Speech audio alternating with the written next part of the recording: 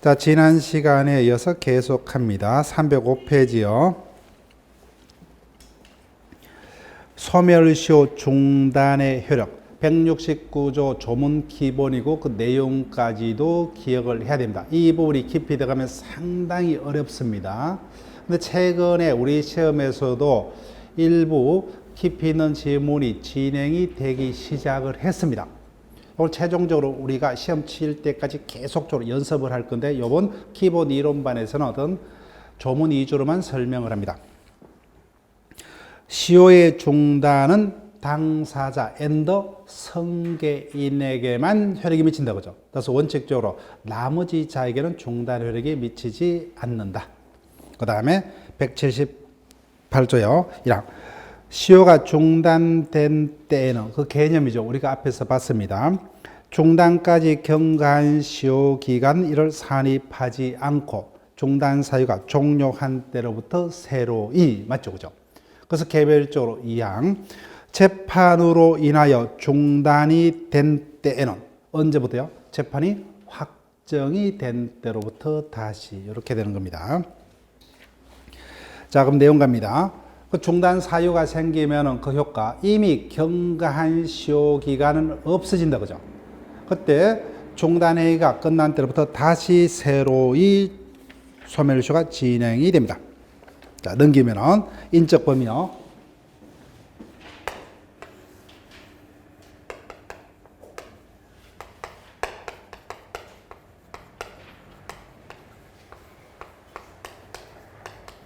(169조에서) 규정을 하고 있는데 중단은 누구와 누구 간에만 당사자 앤더 성계인에게만 그죠? 성계인에게만.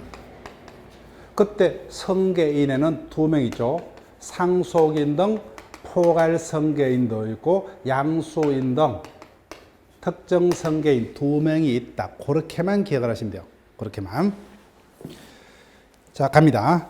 동그라미 1번의 기억. 시효의 중단은 당사자 앤더 성계인 간에만. 따라서부터는 요번 해차도 됩니다. 자, 여기 볼게요. 갑이 을의 교통사고로 3억 원의 피해가 있었습니다. 근데 이 자에게는 3명의 자식이 있습니다. 상속인이. 근데 이 자가 이를 받지 못하고 사망했다 그죠? 그럼 각각 얼마씩요? 1억씩 상속이 되겠죠. 그때 이자가 자신이 상속받은 상속분에 대해서 이자를 상대로 중단행위를 한다. 금방 봤어요. 중단은 누구에게만? 당사자와 성계인. 그러면 갑의 A의 중단행위는 나머지 상속인에게는 중단의 효과가 생긴다 안 생긴다? 생기지 않는다 이겁니다. 자, 따라서부터 볼게요. 따라서 손해배상 청구권의 공동상속인 중에 한 명이 자신의 상속분에 대해서 중단행위를 하더라도 그로 인한 중단의 효과는 나머지 상속인에게는 생기지 않는다죠. 않는다. 그게 169조입니다. 그 다음 두 번째 판례도 똑같습니다. 우리 시험에 벌써 2번 이상 출제가 됐어요. 즉 토지를 여러 명이 공유하고 있습니다. 그 중에 1인이 보존행위로서 재판상 청구를 하더라도 그로 인한 취득시효의 중단은 그 자에게만 그죠. 나머지 공유자에게는 효력이 미치지 않는답니다. 자, 성계인은 2명이 있다. 이렇게만 기억을 하시면 돼요. 자, 예외가 이제 문제가 되는데, 자, 일단은 뭐요? 첫 번째, 이미 우리 시험에서 한번 떴습니다. 채무자들이 연대 채무를 지고 있습니다. 그때 채권자가 법에 이렇게 됐어요. 법에서 채권자가 그 중에 누구에게나 뭐요? 이행을 청구를 하게 되면 그로 인한 중단은 모든 연대 채무자에게 중단이 되도록 416조에서 규정을 둡니다.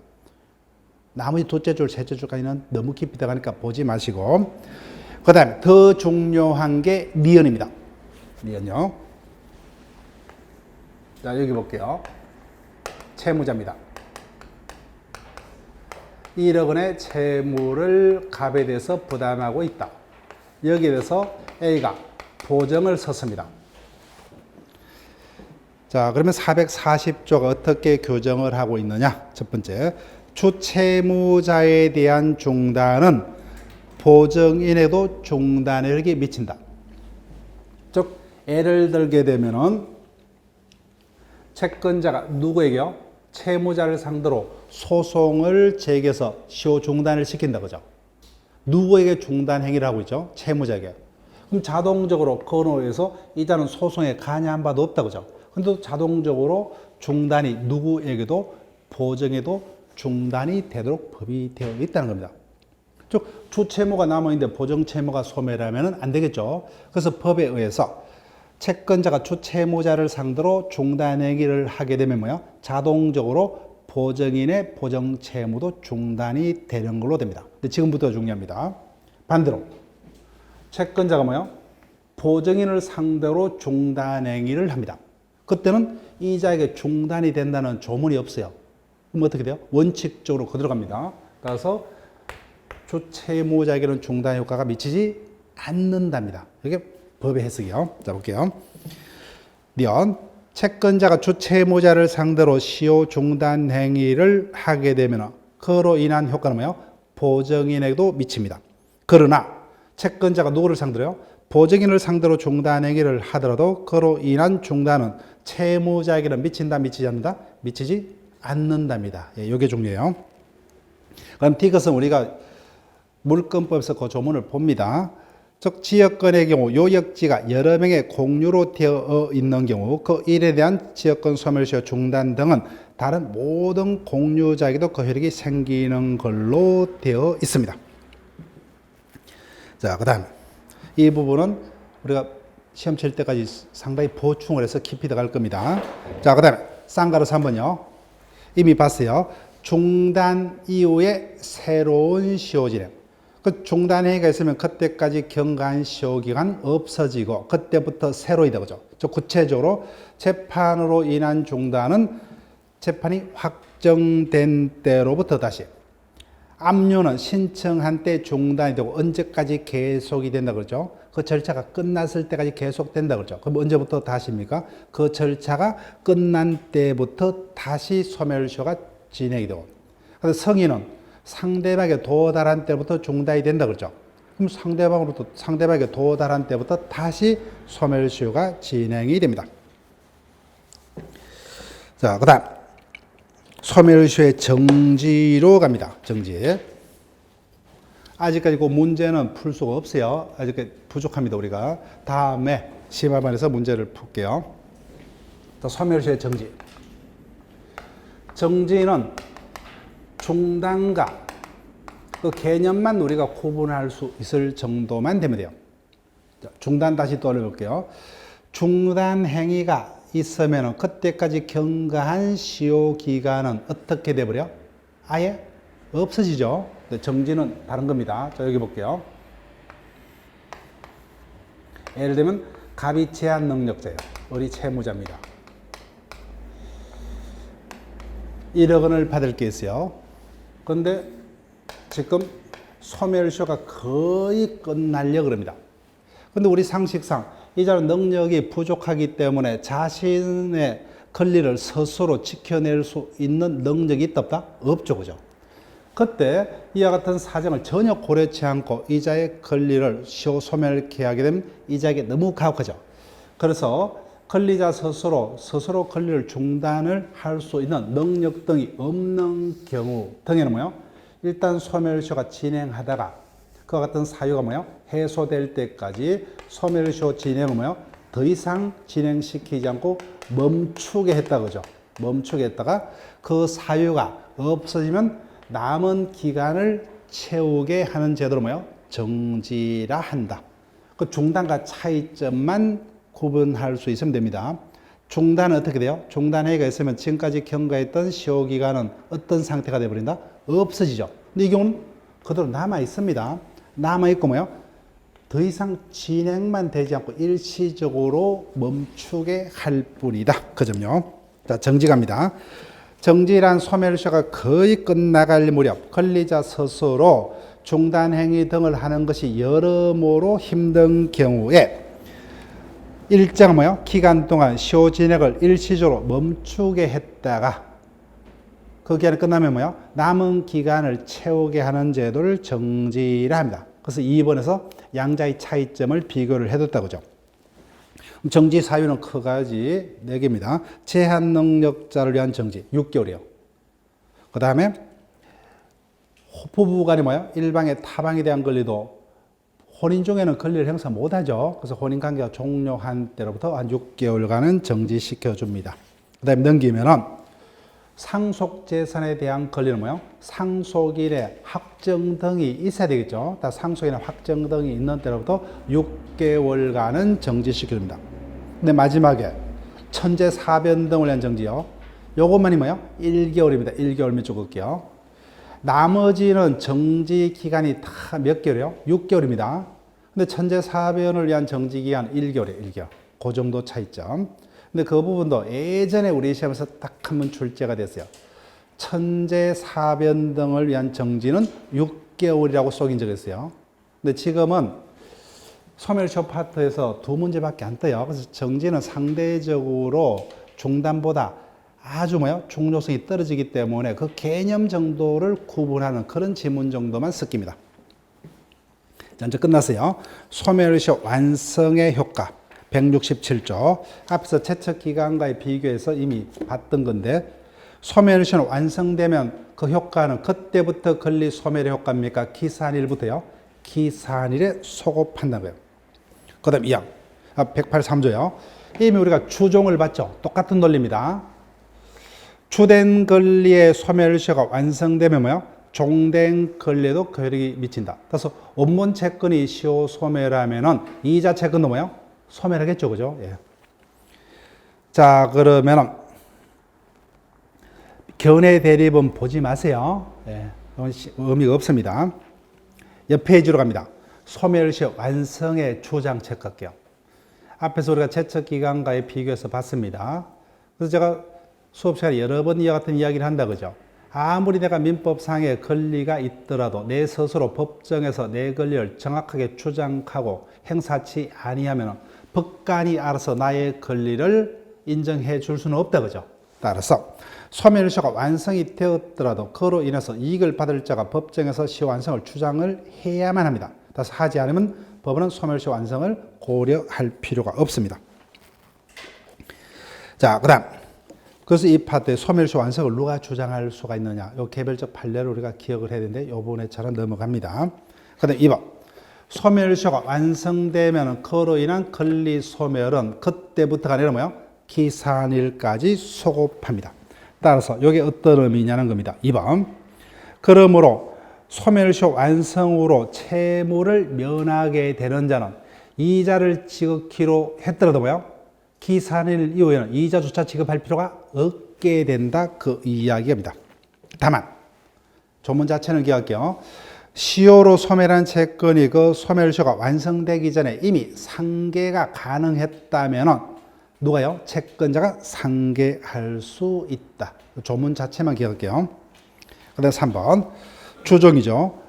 주된 권리가 소멸시효가 완성이 되면 종된 권리에도 그 효력이 미친다. 따라서 원본 채권이 시효 소멸되면 이자 채권도 소멸합니다. 그 다음에 피담보 채권이 시효 소멸하면 당연히 뭐요? 저당권 등 담보 물권도 자동적으로 소멸하고 여기서는 판례 볼게요.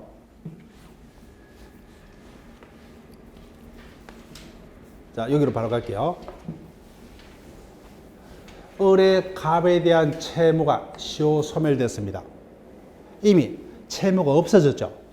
그러면 이자는 채무 불이행을 이유로 하는 손해배상 청구권도 있을 수 있어요? 없어요? 없죠, 그죠? 이미 채무 자체가 소멸했기 때문에 따라서 이를 이유로 하는 손해배상 청구권도 뭐요? 인정될 수가 없죠, 그죠? 이미 그 전제가 된 채무 자체가 이미 없어졌기 때문에 채무 불이행 책임은 발생할 수가 없습니다. 자, 그 다음에 넘깁니다. 시효 이익의 폭입니다. 자, 그러면 10년이 지났습니다. 그러면 갑의 을에 대해서 가지는 채권은 소멸됐기 때문에 채무자는 이제는 더 이상 빌린 돈을 되돌려 갚을 필요가 있다 없다? 없죠. 근데 이자가 뭐요? 갖겠다. 이를 시효의 이익의 포기라 합니다. 자, 조문 기억을 하셔야 돼요. 184조 1항. 소멸시효의 이익은 미리 포기하지 못한다. 자, 강행법규 체크할게요. 강행법규라고 적을게요. 옆에다가 강행법규입니다. 자, 왜 위와 같은 규정을 두느냐는 겁니다. 돈을 빌리고 빌려줄 때는 누가 더 힘이 세요? 채권자가 힘이 세죠. 그래서 미리 채무자로 하여금 미리 시효이익을 포기케 하는 것은 채무자에게 불리하기 때문에 허용이 되지 않습니다. 이 항도 같은 논리예요. 채권은 원칙적으로 10년이죠. 그죠?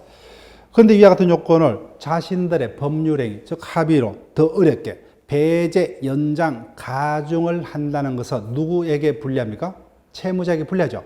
그래서 가중, 연장, 배제는 안 됩니다. 그렇지만 그 기간을 오히려 뭐요? 더 짧게 하는 것은 오히려 누구에게 유리합니까? 채무자에게 유리하죠. 그래서 단축, 경감은 가능하다. 근데 제척 기간은 법에서 규정한 기간은 손 못 댄다 그렇죠. 아무것도 안 된다 했습니다. 자, 그럼 볼게요. 포기는 이자죠, 그죠? 안 받겠다 그죠? 포기할 수 있는 자는 이자죠. 이자 또는 이자의 대리인입니다.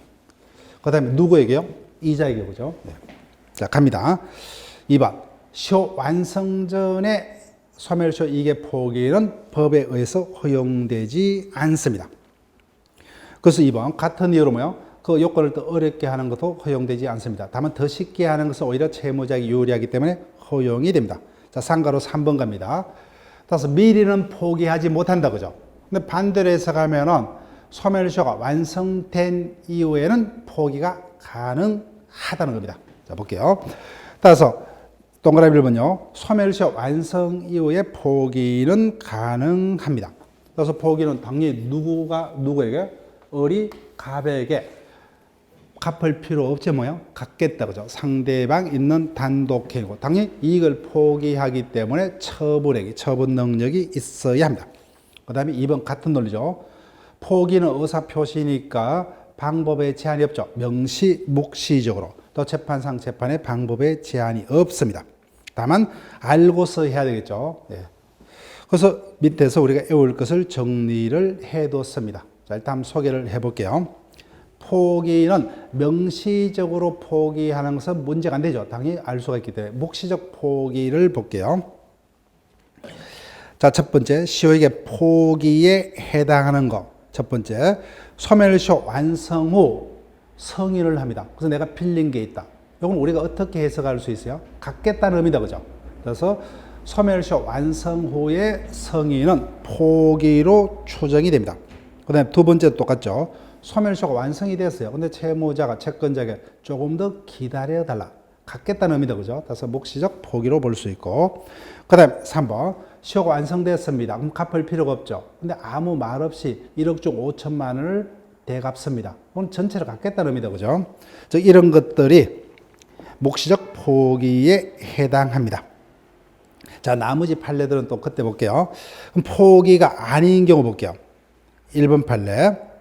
자, 2번 판례부터 먼저 봅니다. 동그라미 2번. 우리 시험에서 한번 출제가 됐어요. 앞에서 조세 채권은 5년의 시효에 걸립니다. 그럼 5년이 지나면 나는 세금을 납부할 필요가 있어요, 없어요? 없습니다. 근데 국가에서 나를 상대로 가세 고지서가 날라왔습니다. 근데 보니까 뭐요? 언제까지 납부치 않으면 그 명단을 공개하겠다는 겁니다. 나는 법적으로는 납부할 필요가 없지만 명단이 공개되면 너무 부끄럽죠, 그죠? 그래서 일단은 뭐요? 납부하고 소송을 통해서 되돌려 받을 목적. 절대로 포기가 아니죠, 그죠? 따라서 소멸시효 완성 후에 가세처분에 기해서 뭐요? 세액을 납부했다는 사실 자체만으로는 시효이익의 포기로 볼 수 없답니다. 없다. 자, 1번 판례요. 아직 출제된 바 없어요. 채무자가 소멸시효 완성 이후에 여러 차례에 걸쳐서 채권자의 제소기간 연장 요청에 동의했다는 사실만으로는 시효이익의 포기로 볼 수 없다. 일단 기억을 하셔야 되는데 어떤 거냐면 이미 20년이 훨씬 지났습니다. 채무가. 그럼 이미 채무는 소멸했죠, 그죠? 근데 자기들이 사전에 어떤 다툼이 있으면 언제까지 소를 제기할 수 있다는 합의를 했었습니다. 근데 그 합의 기간이 뭐예요? 이미 예전에 소멸했죠. 채권자가 채무자를 상대로 계속해서 뭐예요? 그 합의, 제소 기간을 연장해달라고 수차 걸쳐서 뭐예요? 요구하니까 채무자가 그래, 연장해주마. 소를 제기하면 그 비용이 누가 들어요? 채권자가 비용이 들죠. 나는 법조에 가서 뭐예요? 한마디로 엄청난 시간 동안 걸릴 불행사했다. 요거만 딱 이야기하면 끝나버린다. 그죠? 다시 이게 포기로 볼 수 없답니다. 자, 3번 우리가 취득 시효 파트를 보고 다음 회차 설명드릴게요. 자, 4번요. 채무의 성인과의 차이점. 요거 기억하셔야 돼요. 기준이 요겁니다.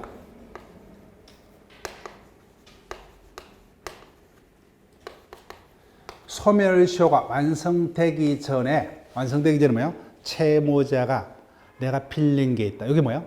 중단이죠. 그죠? 중단 사유입니다. 소멸시효가 이미 완성이 됐어요. 그때는 중단이라는 거 있을 수 없죠. 그때는 내가 빌린 돈을 갚을 필요 있다 없다? 없죠. 근데 빌린 게 있다. 그죠? 갚을 게 있다. 이건 뭐예요? 시효 이게 포기입니다. 이 부분을 구별 부탁드릴게요. 자, 그러면 5번 마지막으로 합니다. 포기의 효과. 그래서 소멸시효가 완성되었음에도 불구하고 갖겠다. 그죠? 그럼 그때부터 무조건이요. 그때부터 서로의 소멸시효가 진행됩니다. 그 다음에 2번이 포기 파트에서는 가장 기본이고 가장 많이 떴습니다. 포기는 절대로 다른 자에게는 거리가 미치지 않습니다. 앞에서 중단은 당사자와 성계인 간에만 혈액이 생기는 것이 원칙이지만 예외적으로 다른 자에게도 혈액이 생기는 경우가 있었습니다. 그런데 포기는 절대적으로 다른 자에게는 혈액이 미치지 않습니다. 따라서 주채무자가 뭐예요? 내가 빌린 게 있다, 그죠? 갚겠다 하더라도 보증인에게는 뭐예요? 절대로 그로 인한 효과가 미치지 않습니다. 절대적이요. 예, 없습니다. 그 다음에 마지막에 그래서 아무 말 없이 1억 중 5천만 원을 대갚는다, 그죠? 이거는 그 부분만 아니라 전부를 갖겠다는 그런 의미다, 그죠? 예, 전부에 대한 포기로 볼 수가 있습니다. 자, 그럼 밑에 문제를 우리가 아는 것만 볼게요. 일단은 소유권은 소멸시효에 걸리지 않는다 했습니다. 자, 그 다음에 3번. 아파트 관리비는 뭐예요? 3년의 소멸시효에 걸린다 했죠. 그 다음에 5번. 소멸시효가 완성된 채권이 그 완성 전에 상계할 수가 있었다면 채권자가 상계할 수 있다. 그죠? 우리가 봤던 지문만 봤습니다. 나머지 지문은 아직까지 안 됩니다. 자, 지금까지 민법 총칙 부분을 봤습니다. 자, 일단 다시 한번 부탁을 드리면은 우리 시험의 민법에서 대부분 60%의 문제가 총칙에서 출제가 됩니다. 그 총칙이 다른 어떤 비전공자들을 대상으로 한 어떤 시험보다도 우리 시험이 뭐야? 총칙 파트에서는 깊이 있게 난이도가 높게 진행이 됩니다. 따라서 총칙 파트는 뭐야? 중개사보다 훨씬 내용이 깊이 있게 출제가 됩니다. 우리 시험이. 자, 그러면은 한마디로 어렵다는 거죠. 그렇지만 우리 시험을 일단 통과를 하기 위해서는 민법 총칙에서 대부분의 어떤 내가 원하는 점수를 확보를 하는 게 가장 쉬운 합격의 지름길입니다. 그래서 민법 총칙은 이미 엄청난 기간 동안 진행이 됐기 때문에 기출 문제가 엄청나게 쌓여있죠. 예, 그게 나의 자료입니다. 기출 문제를 최대한 뭐요? 정확하게 우리가 기억을 하게 되면 대부분의 지문은 기출 문제 그대로 약간 변형이 돼서 출제가 됩니다. 그래서 어렵지만, 그죠? 어렵지만 기출 문제를 통해서 계속 반복하시면 대부분의 지문은 충분히 내 것으로 할 수가 있습니다. 그렇기 때문에 점수가 그 정도까지 가는 거예요. 그렇지 않다면은 상당히 힘들 겁니다. 그래서 그 문제를 활용을 하는 거예요. 그래서 제가 계속 반복적으로. 따라서 24문제 중 대부분은 기출 지문에서 약간 변형된 행태로. 근데 일부가 전혀 못 봤던 지문이 뜨죠. 그 부분은 틀리더라도 전혀 상관이 없어요. 상관이 없습니다. 그래서 기출 지문만 내가 틀리지 않는다면은 민법 총칙에서는 최대치로 뭐요? 20개 전후로 확보를 하면은 이제는 우리 시험은 거의 민법은 쉬워집니다.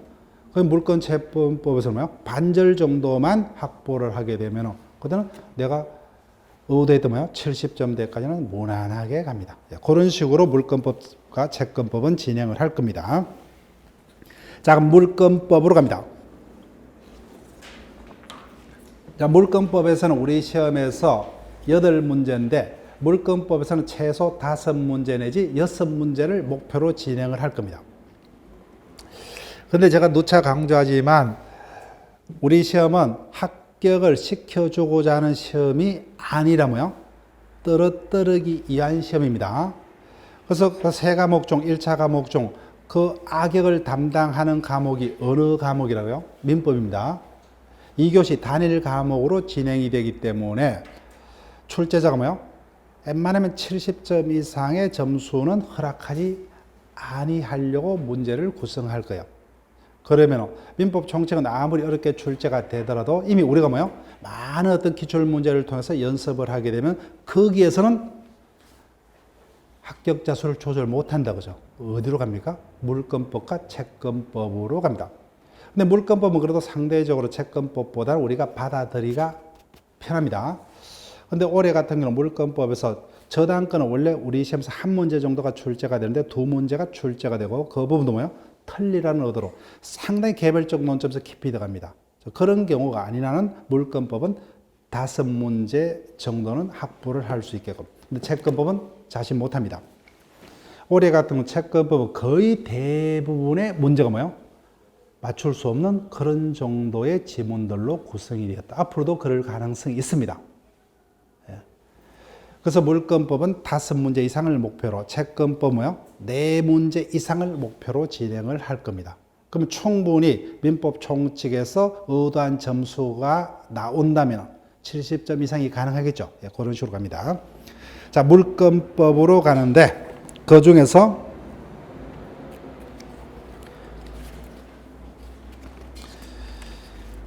(338페이지까지가) 물권법 중에서도 총론 파트입니다. 여기까지가 2문제예요. 일반적으로 2문제입니다. 그 다음에 나머지 뭐요? 점유권 이하의 물권법 강론에서 6문제. 그러면 점유권에서 1문제, 소유권에서 뭐요? 1문제 내지 2문제. 일반적으로 1문제입니다. 그 다음에 용익물권에서 2문제. 그럼 지상권에서 1문제, 전세권에서 1문제. 그 다음에 담보물권에서 2문제. 그래서 저당권에서는 1문제. 그 다음에 담보물권 공통적인 어떤 내용을 묻는 1문제 내지는 유치권에서 1문제. 이런 식으로 출제가 될 겁니다. 자, 그러면은 물권법은 출제될 수 있는 논점 위주로만 정확하게 진행을 할 겁니다. 자, 물권법 갑니다. 항상 우리가 물권이라는 권리는 어떤 권리하고 비교해서 기억을 해야 돼요? 채권하고 비교를 했나 보죠. 자, 물권과 채권을 일단 우리가 첫째 주에 배웠던 것을 비교를 해볼게요. 물권. 쉽게 말하면 물권이라면 물건에 대한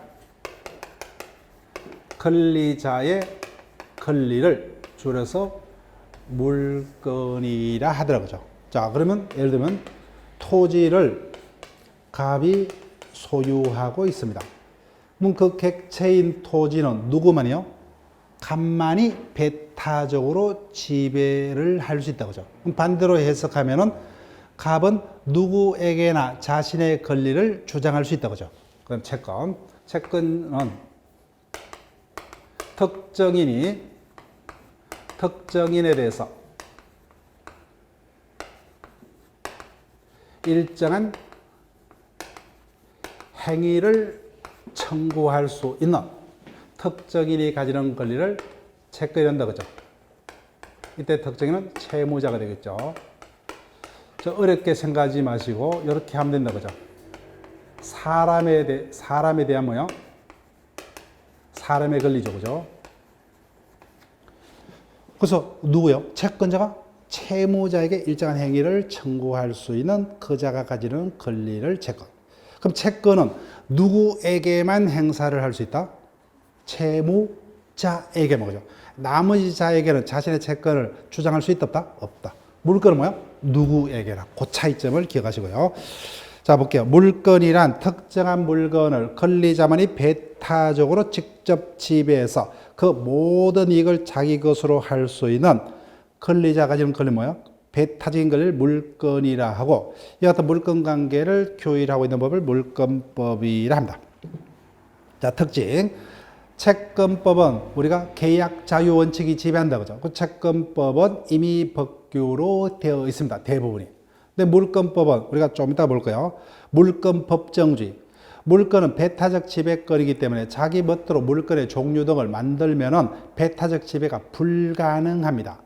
그래서 물건의 종류 등은 합의로, 임의로 만들 수 없고 법이 정하는 것만 허용됩니다. 그래서 물건법은 원칙 강행법규로 되어 있고, 그 다음에 마지막에 물건종 뭐요? 전세라는 제도는 대한민국에게만 유일한 제도예요. 그래서 고유법성이 강합니다. 근데 채권법은 나라마다 거의 똑같습니다. 보편적 성질을 가진다. 계속 손대지 마세요. 확인만 하고 갑니다. 자, 본질. 첫 번째, 재산권이다. 그죠? 채권과 더불어 재산권에 해당하고. 그 다음에 2번. 물건은 지배권이다. 그죠?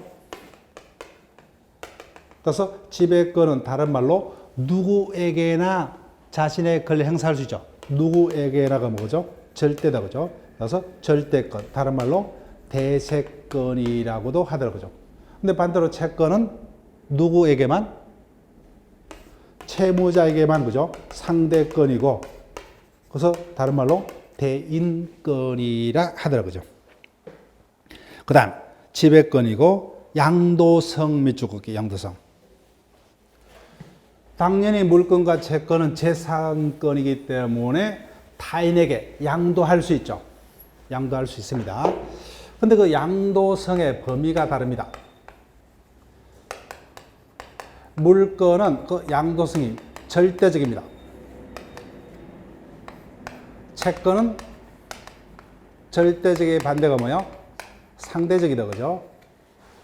물건은 절대적으로 양도할 수 있다. 자, 이게 어떤 의미냐? 말로 해볼게요. 지상권자와 지상권 설정자 사이의 합의로 그 지상권을 타인에게 양도할 수 없음을 약속을 했습니다. 그 약속은 의미가 있다 없다? 의미가 없다는 거예요. 그 약속이 있더라도 그 약속 자체가 물건의 성질에 반합니다. 무조건 뭐예요? 양도할 수가 있습니다. 그런데 유일한 예가 있습니다. 전세권은 뭐예요? 설정행위로 양도를 금할 수 있다. 전세권을 제외한 모든 물건은 뭐예요? 양도할 수 없는 것으로 합의를 해봐야 뭐예요? 그 합의 자체가 의미가 없어요. 절대적으로 양도할 수 있다. 근데 채권은 뭐예요? 당사자 간의 채권을 양도할 수 없음을 합의를 하면 양도가 안 돼요. 그 다음에 성질상 양도할 수 없는 것도 있습니다. 그래서 강범위한 범위에서 양도성이 제한되기도 한다. 이 부분을 기억을 해보는 거예요. 절대적 양도성이 있더라. 즉 채권은 성질상 또는 당사자 합의로 양도성이 제한되지만 물건은 뭐야? 절대적입니다. 양도성이. 당사자 합의가 있더라도 그 양도성을 제한 못합니다. 다만 전세권은 합의로 양도할 수 없음을 합의를 할 수 있다. 자, 오늘 간염적이라는 어떤 의미는 다음에 제가 설명드릴게요. 자, 객체로 갑니다. 그래서 물건은 특징이 뭐야? 배타적인 지배권이죠. 내만이 그 객체의 물건을 배타적으로 지배를 하려면 당연히 논리적으로 뭐예요? 그 물건이 특정될 수가 있어야 되죠. 그 다음에 현존해야 된다. 그죠? 그 다음에 다른 물건과 구별될 수 있는 독립성이 있어야 되죠. 특정할 수 없는 물건을 배타적으로 지배하겠다. 현존치도 아니한, 존재치도 아니한 것을 배타적으로 지배하겠다. 다른 물건과 뭐예요? 구별이 독립성이 없는 것을 배타적으로 지배하겠다. 말도 안 되죠. 따라서 특정, 독립, 현존하는 물건이어야 합니다. 1번, 채권은 채무자에게 일정한 행위를 청구할 수 있는 권리죠. 그 점에 반해서 물건의 객체는 원칙 물건입니다. 그때 2번. 그래서 배타적 지배가 가능하려면 첫 번째, 특정이 될 수 있어야 되고 현존해야 됩니다. 그 다음에 3번, 독립해야 된다고 죠. 제목 정도만 보시면 되고, 쌍가로 2번을 일단 여기는 밑줄 긋지 마시고, 원칙적으로 뭐요? 물건의 객체는 물건입니다. 근데 민법상 예외적으로 권리가 물건의 객체가 되는 경우도 있습니다. 그 대표적인 게 질권은 뭐예요? 동산뿐만 아니라 주식, 채권 등 재산권도 질권의 목적이 될 수가 있습니다. 이를 권리, 질권이라 하고, 여기서는 요것만 볼게요. 두 번째에 저당권의 객체는 원칙적으로 부동산입니다.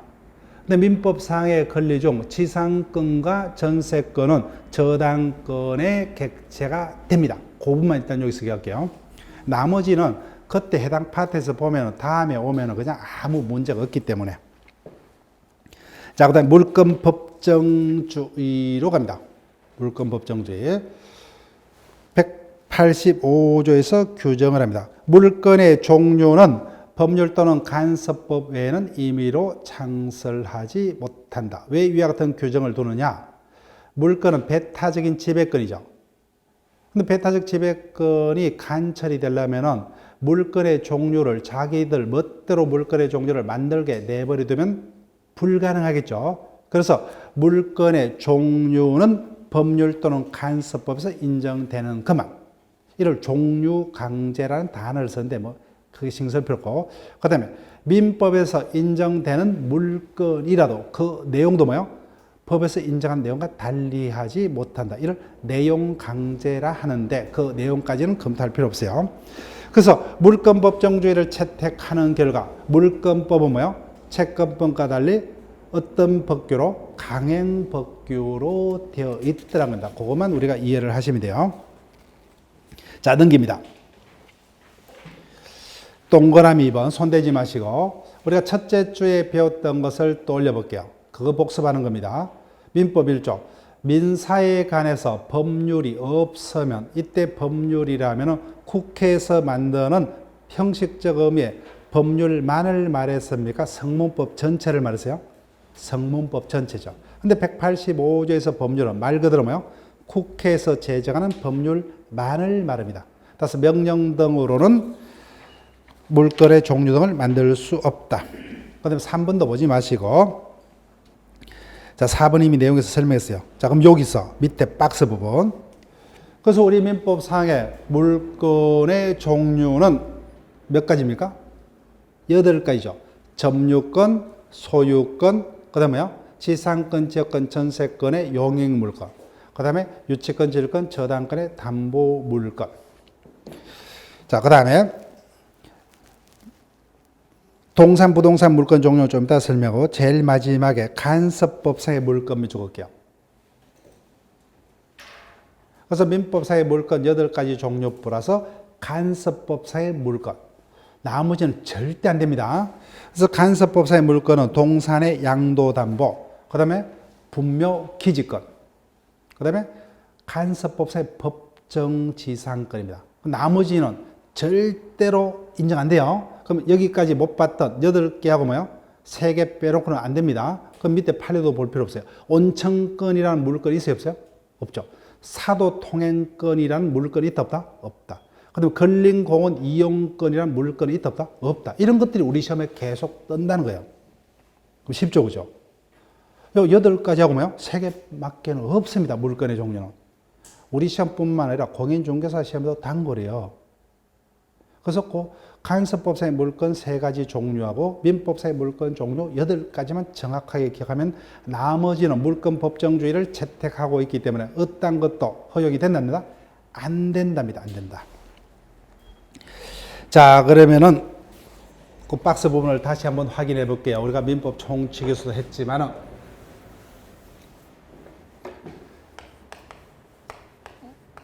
점유권, 소유권, 그 다음에 지상권, 지역권, 전세권. 요 3가지를 뭐요? 용익 물권, 유치권, 질권, 저당권 등을 담보 물권. 자, 그 중에서 물건의 종류는 동산과 부동산 2가지가 있죠, 그죠? 그 중에서 용익물건은 동산과 부동산 중 어디에만요? 부동산에만. 그래서 제일 자주 떴던 게 요거예요. 유치권은 동산, 부동산 모두 위에 가능합니다. 그래서 다음 중 동산, 부동산을 구별할 실익이 없는 것은 하면 뭐예요? 바로 5개의 지문 중 유치권이 있다면 그 유치권을 바로 찾으면 끝납니다. 그 다음 질권은 물건 중에는 뭐예요? 동산에만. 그 다음에 저당권은 뭐예요? 원칙적으로 어디에만요? 등기 등으로 저당권의 존재와 그로 인해서 담보된 채권의 범위를 대조로 공시할 수 있어야 되겠죠. 어떻게 공시합니까? 등기로 공시하죠. 그럼 등기로 공시되는 것은 동산입니까? 부동산이요? 부동산이죠. 그래서 원칙 부동산을 대상으로 한다 그죠. 그렇지만 동산이라도 등기 등록에 의해서 권리가 공시되는 동산이 있었다 그죠. 어떤 겁니까? 자동차, 선박, 항공기. 따라서 이런 것들은 예조로 저당권의 객체가 된다. 그럼 끝났죠. 그러면 2번, 3번 따로세요. 박스 부분. 부동산 물건의 종류는 현행법상 몇 가입니까? 몇 개요? 뭐만 빼면 돼요? 질권만 빼면 되죠. 질권만. 그 다음 동산의 물건의 종류는 뭐를 빼면 돼요? 용익물건과 저당권 빼면 되죠. 그래서 나머지 점유권, 소유권, 유치권, 질권이 동산에 성립할 수 있는 물건의 종류고 부동산에 성립할 수 있는 물건의 종류는 뭐만 빼면 돼요? 질권만 빼면 나머지 7가지가 부동산에 성립할 수 있는 물건의 종류가 됩니다. 그래서 밑에 판례들은 외울 필요도 없죠. 그죠? 예. 나머지 물건 안 됩니다. 4번 판례는 우리가 그때 다시 한번 봅니다. 똑같은 거예요. 예. 따라서 옆 페이지 볼게요. 바로 해결할 수가 있습니다. 틀린 것은 1번 법조문 그대로입니다. 2번 지상권과 전세권은 저당권의 객체가 될 수 있다 그랬죠. 그 다음에 분묘기지권은 물건 맞죠. 근데 온천권이란 물건은 없다 그죠. 온천권이란 물건 없어요. 그 다음에 미등기 건물의 양수인이 소유권에 준하는 간섭법상의 물건을 취득한다. 이게 4번 판례입니다. 자, 내가 토지를 매수했다면 언제 소유권을 취득합니까? 등기해야 되죠. 근데 이와 같은 등기도 하지 않는 자에게 소유권에 준하는 물건. 간섭법상의 물건은 3가지밖에 없죠. 이와 같은 물건은 없죠. 그죠? 따라서 이런 것도 인정될 수가 없습니다. 그 다음 마지막에 물건이 가지는 양도성은 절대적이라 했다 그죠? 설정자의 동의 불문하고 지상권을 타인에게 자유로이 양도할 수 있답니다. 절대적 양도성이요. 예. 자, 그럼 여기까지 하고 쉬었다가 계속 진행을 할게요.